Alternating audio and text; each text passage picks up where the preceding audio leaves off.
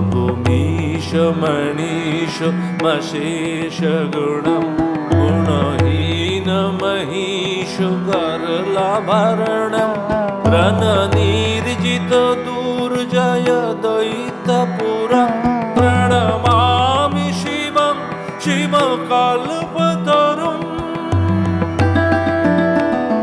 गिरिराजसुतान्वितवामतनु तनुनिन्दितराजित कोटिविधुं विधिविष्णुशिवस्तुतपादयुगं प्रणमामि शिवं शिवकल्पतरुम्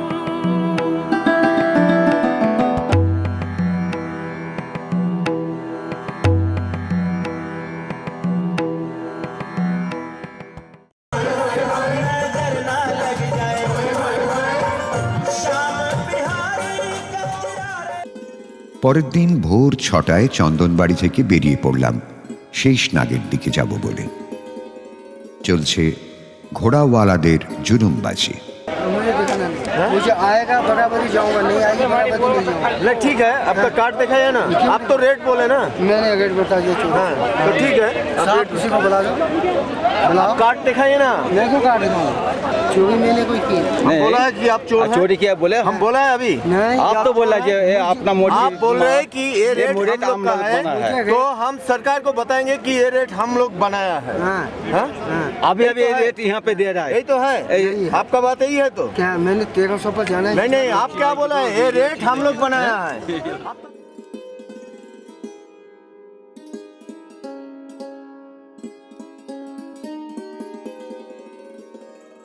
এবার শুরু হলো আমাদের পরম প্রার্থিত পদযাত্রা।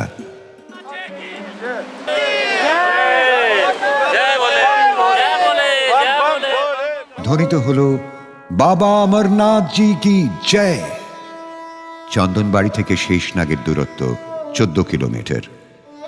এই পথটা একদিনেই অতিক্রম করতে হয়, কারণ এই পথের মাঝখানে কোনো যাত্রী নিবাস নেই।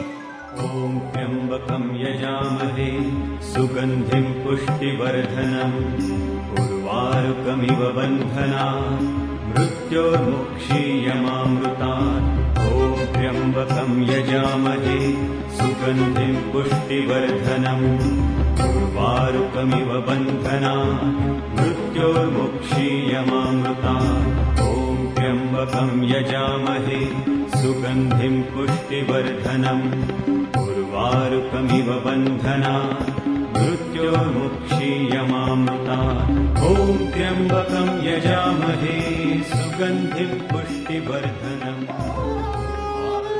জানি না আমাদের যাত্রা সফল হবে কি হবে না, এও জানি না আমরা অমর তীর্থে পৌঁছতে পারবো কি পারবো না।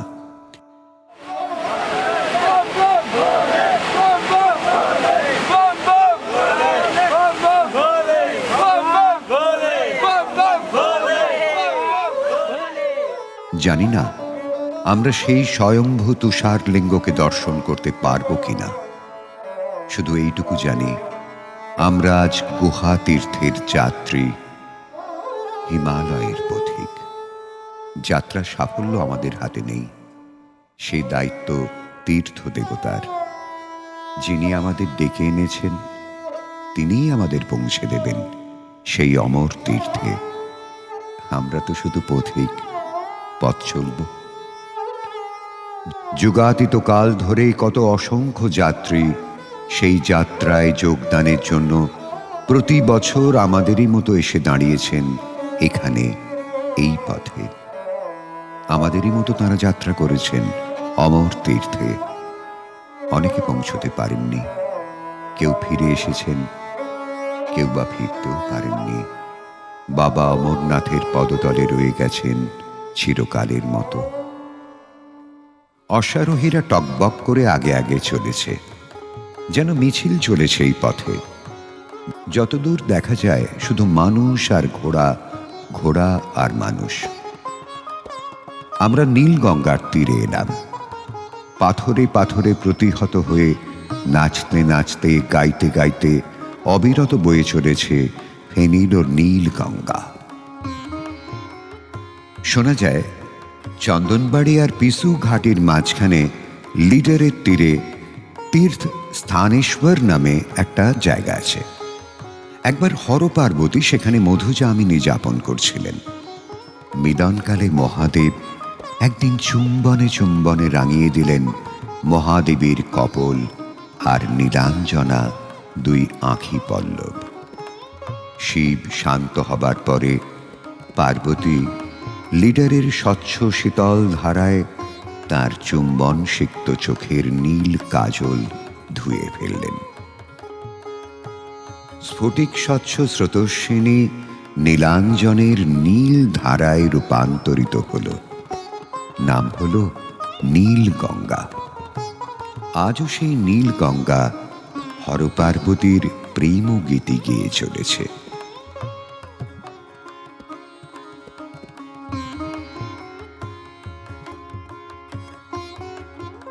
পহেলগাঁওয়ে ঘোড়াওয়ালাদের মরশুম বছরে 7 মাস, আর দূরের ঘোড়াওয়ালাদের ও পিট্টুদের মরশুম কেবল অমরনাথ যাত্রার সময়টুকু। চাষবাস আর ফসল কাটার সময় দিনমজুরি আর বাকি সময়টা মাল পরিবহনের কাজ করে এরা সংসার প্রতিপালন করে।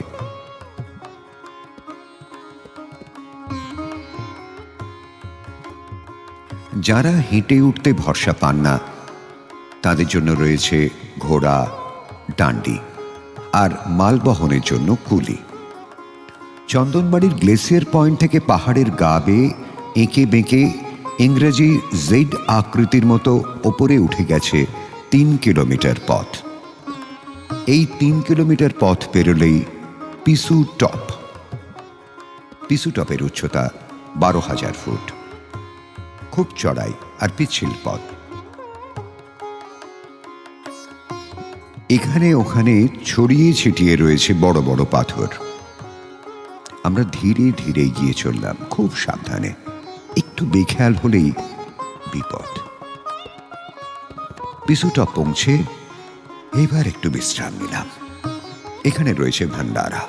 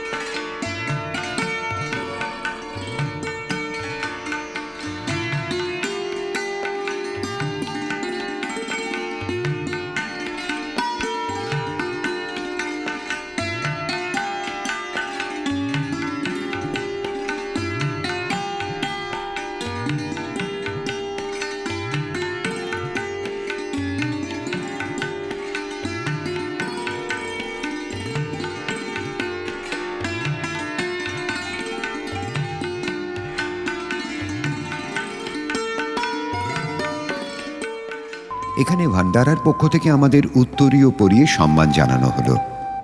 সঙ্গে জুটল কিছু খাবার।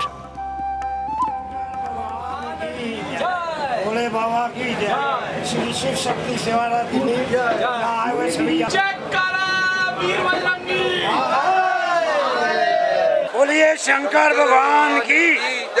हम ईश्वर श्री शिव शक्ति सेवादार दिल्ली अमरनाथ की यात्रा के पिसू टॉप पर अमरनाथ यात्रियों के लिए विशाल भंडारे पर खड़े हैं। यहाँ पर हर रोज यात्रियों के लिए 30-35 आइटम बनती है, जो कि सभी यात्रियों के लिए है, ना कि कोई वीआईपी ना कोई सेम। चाहे पिट्ठू वाला हो चाहे घोड़े वाला कोई भी यात्री हो, सबके लिए खुला आइटम है, जो जितना मर्जी खाए। আবার পথ চলা শুরু। পিসুকে পেছনে ফেলে রেখে আমরা এগিয়ে চলেছি। এবার যাব শেষনাগ। দূরত্ব 9 কিলোমিটার।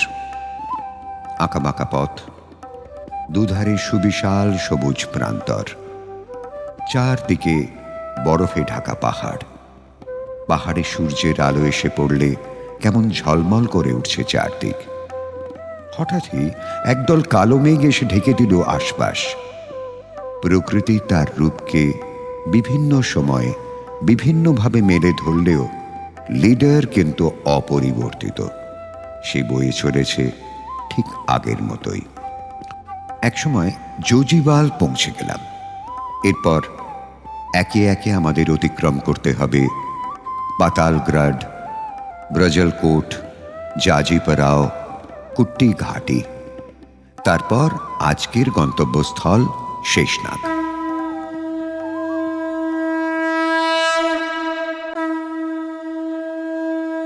जटाटवी गलज्जल प्रवाह पावितस्थले गले वलम्ब्यलम्बिताम्बुजङ्गतुङ्गमालिकां डमड्डमड्डमड्डमद्निनादवड्डमर्वयं चकार चण्डताण्डवन्तनोतु नः शिवः शिवम्। কিছুটা যাওয়ার পর দেখি পাহাড় থেকে ঝর্ণা নেমে এসে আছড়ে পড়ছে বিশাল এক শিলাখণ্ডের উপর।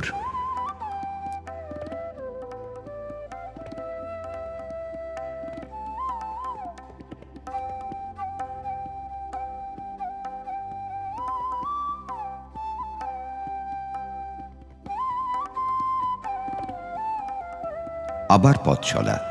এবার দুপাশে বরফে ঢাকা পাহাড়ের মাঝখান দিয়ে পথ। একধারে পাহাড়ের কোলে বয়ে চলেছে নদী। নদীর সঙ্গে পথ চলতে চলতে একসময় সামনে পড়ল একটি বাঁক। বাঁক পেরিয়ে অনেকটা নিচে ভেসে উঠল হ্রদ, শেষনাগ।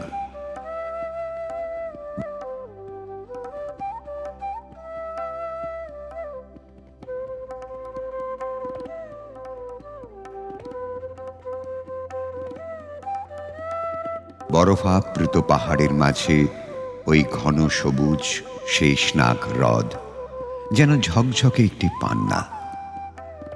তার চারধারে ঘন সবুজ সমতল প্রান্তর, মখমলের মতো নরম ঘাস। বেশ ফুরফুরে লাগছিল নিজেকে। শেষনাগের পথে তাঁবুর সারি।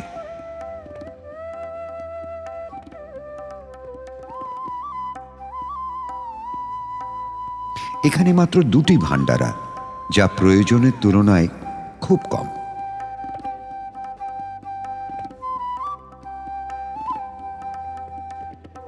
না, আজ আর যাত্রা নয়। আজকের রাত্রিবাস শেষনাগের তাঁবুতে।